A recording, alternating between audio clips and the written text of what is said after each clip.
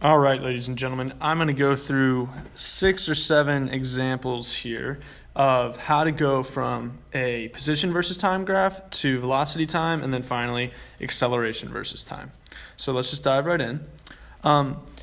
One thing that's important for us to recognize when looking at a position versus time graph is that the location of the starting point, where the object begins, has absolutely nothing to do with how the velocity time graph or the acceleration time graph will look. So this point right here does not matter at all. All we need to be thinking about is looking at the shape of the graph and looking at the slope. So all of these, we're just going to analyze the slope. So looking at this first graph, the slope of my line is positive and it's increasing. All right, the slope is positive and increasing. And actually, let's call this, let's bring all this down here. And let's say that this is the slope. All right, so from this, I can say that my velocity is also positive and increasing. This is helpful information because then when I come over to my velocity versus time graph, I'm going to use that information to help me make it. So my velocity is positive and increasing. Boom, there's a velocity that's positive and increasing. Now I do the same thing with the velocity. The slope of my velocity graph is positive and constant.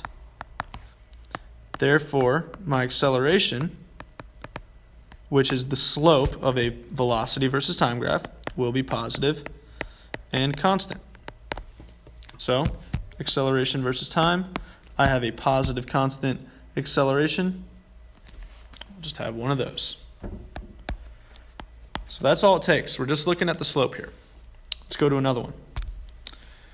Here, again, doesn't matter where I start, okay? Now I'm starting at a positive initial point. Doesn't matter. Let's just look at the slope. So here my slope is negative because I'm going down. And the slope of that line is increasing. So we're still increasing.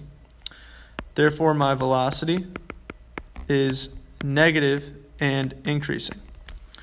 So I'm getting a more negative velocity over time.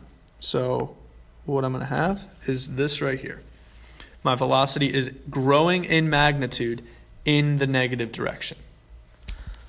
So the slope of this line is negative and constant. Therefore, the acceleration is negative and constant. So I've got an acceleration right here. Velocity and acceleration. This object, what's different here is we have a slope that's positive but decreasing. Positive and decreasing. So I need a velocity that is in the positive direction. So anytime I hear that, if my velocity is positive, I'm going to be focusing on this portion of my graph. I'm going to be looking in that first quadrant. So it starts off positive and then it gets slower, which means I'm moving closer to the x-axis until I stop. All right? This point right here, when I hit 0, matches up with this point right here because the slope of the line at that point is equal to 0, which means the velocity at that point is equal to 0, and that's why they match up right there. Now, when I think about my velocity time graph here, I'm going to be looking at the slope of the velocity time graph. So this slope is negative and constant. Therefore, my acceleration is negative and constant. So this is a scenario where my velocity and acceleration have different signs. I had a positive velocity, but a negative acceleration, so I'm slowing down.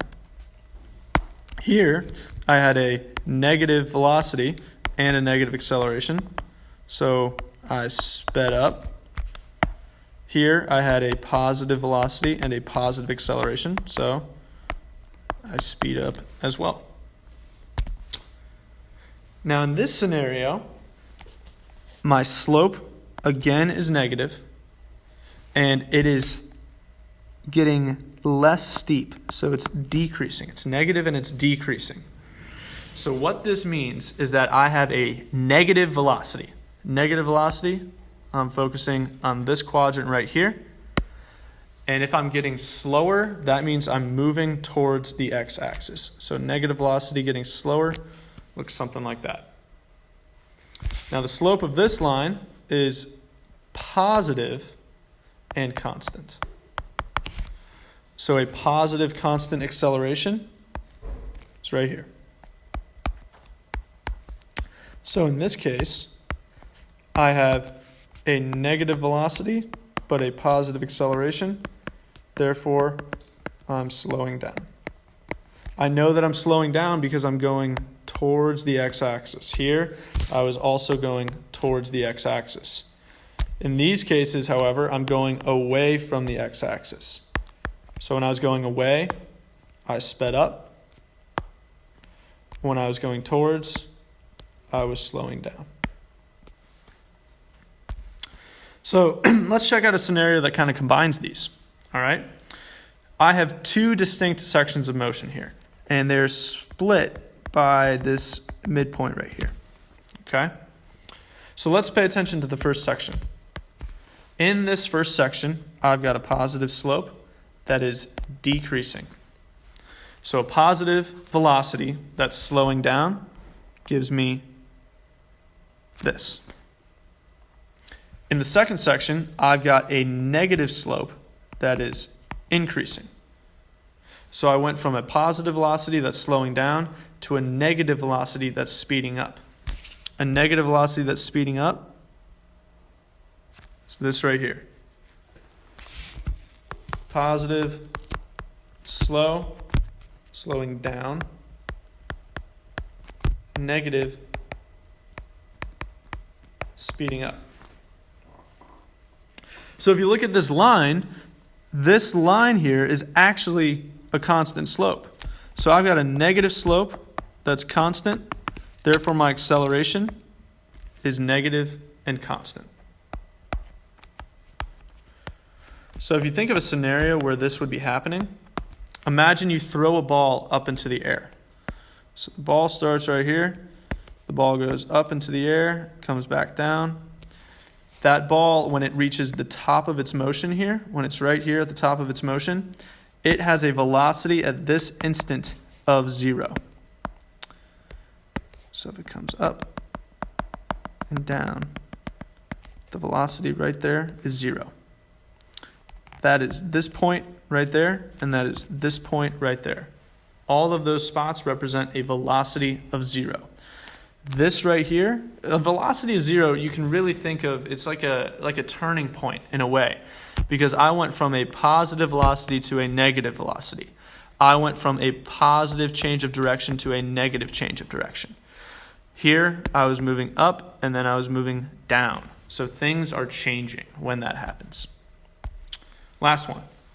So again, I've got two distinct sections of motion here, and they split right about here. So in the first section, I've got a negative slope that is decreasing. Second section, I've got a positive slope that is increasing. Negative velocity that is getting slower. So I start off negative and I slow down until I reach 0 at that point right there, velocity equal to 0, because my slope is equal to 0. Here, my velocity is equal to 0. Then in the second section, I have a positive velocity that is speeding up. Positive velocity is speeding up, something like that. So then if I look at acceleration versus time, the slope of this line is positive and constant. So my acceleration is positive and constant. So I hope this helps give you guys a little bit more clarity on how these graphs work. And we're going to get a lot of practice with them coming up. Thanks, guys.